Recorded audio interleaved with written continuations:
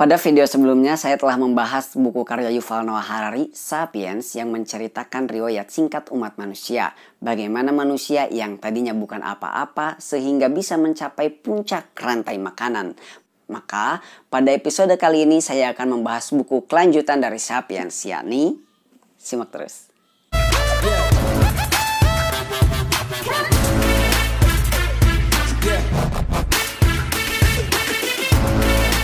Kabar subscriber semuanya, mudah-mudahan dalam keadaan sehat. Pada kali ini saya akan membahas buku kelanjutan dari Sapiens yang menerangkan masa depan umat manusia. Buku itu berjudul Homo Deus. Homo Deus itu menceritakan manusia setelah menempati pada revolusi sains. Kemarin kan saya sudah bilang bahwa manusia itu menempati 3 revolusi. Yang pertama revolusi kognitif, kedua revolusi pertanian, dan ketiga revolusi sains. Bagaimana manusia menguasai dunia ketika sebelumnya manusia itu melewati tahapan evolusi, melewati tahapan revolusi.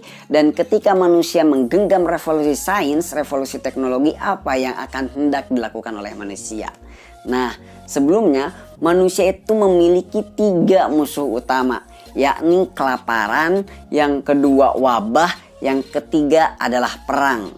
Nah, pada masa sekarang, pada 2010, Harari itu bilang bahwa 1 juta orang meninggal karena kelaparan dan juga gizi buruk. Tapi lebih dari 3 juta orang manusia itu meninggal karena obesitas. Berarti kelaparan di muka bumi ini sudah minim, bahkan sudah dikalahkan oleh manusia. Namun nyatanya obesitas dan kelebihan makan ini sedang mengintai umat manusia pada saat ini. Yang kedua adalah wabah. Bagaimana pada zaman dahulu manusia itu bisa dengan mudah dimatikan oleh wabah. Baik itu wabah Black Death, wabah flu Spanyol, dan wabah-wabah yang lainnya. Dan Harari bilang bahwa manusia itu telah selesai menghadapi wabah dengan kemampuan manusia dalam menguasai bioteknologi. Tapi Harari juga bilang bahwa kemampuan bioteknologi ini selain dari bisa menghancurkan wabah, mengobati wabah, memvaksinasi pandemi, mungkin ada sekelompok orang yang menciptakan virus untuk kepentingan kejam ideologinya ini dengan kemampuan bioteknologi ini. Untuk yang ketiga adalah perang. Bagaimana manusia pada zaman sekarang itu tidak gandrung pada perang. Bila Anda membaca sejarah, membaca tentang biografi raja-raja, itu pasti ditemukan bahwa manusia kerajaan itu sangat hobi sekali menginvasi suatu daerah, bisa menguasai suatu kelompok, dan hobinya itu adalah perang. Iya, manusia zaman dulu itu hobinya berburu, perang. Tapi pada zaman sekarang manusia itu lebih suka berkolaborasi. Karena kenapa? Zaman dulu, bila contohnya aja Belanda ya. Belanda itu datang ke Indonesia karena ingin berdagang. Lalu melihat di Indonesia banyak tanaman palawija, melihat Indonesia itu tanah subur. Akhirnya mereka itu menjajah kita dan merampok hasil bumi kita. Dengan perang, dengan penjajahan. Namun pada zaman sekarang perang itu sudah tidak relevan. Sudah mungkin apa sih keuntungan perang pada zaman sekarang? Lebih banyak celakanya, lebih banyak madaratnya daripada untungnya. Karena pada zaman sekarang yang lebih menguntungkan itu kolaborasi. Anggap saja gini, kalau Indonesia menjadi negara adidaya, kita lalu melakukan perang terhadap Amerika, ingin menguasai Google, menguasai YouTube, atau menguasai Facebook, itu kan agak mustahil. Karena sesuatu itu tidak bisa dicari dengan perang. Dan sesuatu itu bisa kita dilakukan dengan kolaborasi. Ya kalau melakukan perang mungkin perang ekonomi, perang budaya. Itu adalah 3 musuh utama manusia yang insya Allah telah dikalahkan oleh manusia. Nah, lalu ada dalam buku ini juga Harari bilang ada 3 agenda besar umat manusia. Yang pertama itu adalah immortalitas. Manusia itu ingin sekali menjadi makhluk abadi. Makanya Harari bilang ada beberapa orang yang mendanai Google, mendanai ilmuwan-ilmuwan untuk meneliti apakah manusia itu bisa hidup abadi. Karena kematian bagi manusia itu kan adalah suatu hal teknis. Ketika jantung berhenti berdetak, kita tidak bisa bernafas, itu yang dinamakan kematian. Karena kematian adalah hal teknis, maka ada sekelompok orang yang berusaha menangkal hal teknis ini. Bagaimana manusia supaya bisa menjadi abadi. Karena kalau kematian itu adalah menghilangkan kebahagiaan, dan kematian berarti melanggar kebahagiaan. Maka bagaimana kita supaya menjadi abadi, being immortal, dan menjadi kekal supaya tetap bahagia terus. Yang kedua, agenda besar umat manusia itu adalah mencari kebahagiaan. Karena setelah kita berevolusi, melewati beberapa revolusi, kognitif, pertanian, apakah kita menjadi makhluk yang lebih bahagia? Dan bahagia itu apa? Apakah bahagia itu disebabkan pengaruh dari luar, atau bahagia itu kita bisa ciptakan dari diri sendiri, ataukah bahagia itu suatu zat kimia dalam tubuh yang meledak-ledak? Lalu kalau seperti itu, apakah kita bisa menciptakan suatu zat cairan kebahagiaan yang disuntikan kepada otak atau ke tubuh lalu kita mendadak bahagia karena cairan itu? Apa itu kebahagiaan? Ini salah satu agenda besar umat manusia. Yang ketiga itu being homo deus. Manusia itu selalu tidak puas ketika manusia mendapatkan suatu prestasi, bukan bersyukur, tapi manusia itu tidak puas. Makanya manusia pada buku ini akan diceritakan being homo deus, bagaimana manusia akan melangkah melewati manusia mungkin setara dewa. Nah, yang menarik pada buku ini pula, ada suatu bab tentang manusia memberi makna. Karena setelah revolusi pertanian menuju revolusi sains, ketika manusia mendapatkan teknologi, manusia itu kehilangan makna. Ketika pada revolusi pertanian, manusia itu tetap menggunakan makna kehidupan, nilai-nilai kehidupan itu berdasarkan agama-agama, berdasarkan kitab suci, berdasarkan firman. Manusia tidak membunuh karena dalam kitab suci, dalam firman dikatakan tidak boleh membunuh. Manusia tidak mencuri karena pada agama dilarang untuk mencuri. Kata Yuval Noah Harari, di abad 21 itu manusia sudah tidak berpegang lagi pada konsep agama yang seperti itu. Tapi mereka menciptakan suatu agama baru yang revolusioner, yakni agama humanisme.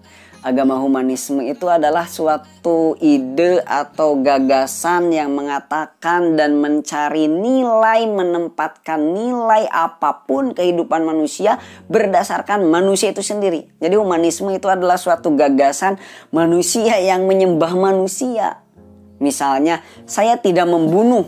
Tidak membunuh itu bukan karena agama melarang untuk membunuh, tapi karena hati nurani saya bilang ya membunuh itu tidak baik.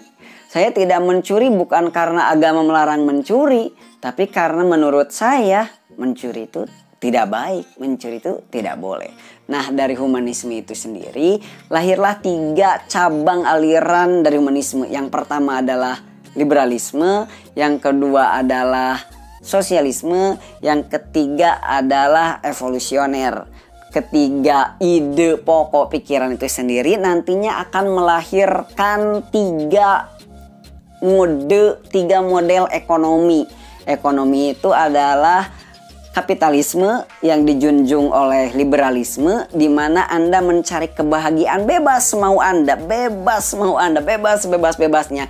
Apapun yang membuat Anda bahagia silahkan Anda lakukan. Syaratnya selama tidak melanggar kebahagiaan orang lain pula. Itu liberalisme yang mendukung konsep kapitalisme.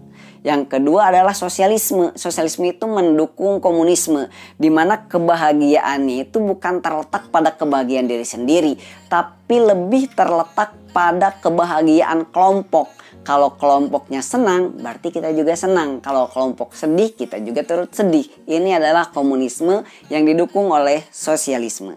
Yang ketiga adalah evolusioner. Ini agak mengerikan, bagaimana kebahagiaan suatu kelompok menghancurkan kebahagiaan kelompok yang lain demi terciptanya kebahagiaan kelompoknya itu sendiri. Nah, timbulnya genre ekonomi yang berbeda itu sendiri dikarenakan karena pengaruh dari teknologi. Bagaimana revolusi industri 1.0, 2.0, 3.0 sampai 4.0, Internet of Things dan artificial intelligence yang paling berpengaruh pada peradaban manusia. Mungkin kalau seseorang tidur pada tahun 18 lalu seseorang itu bangun pada 50 tahun atau 70 tahun yang mendatang itu tidak akan kaget.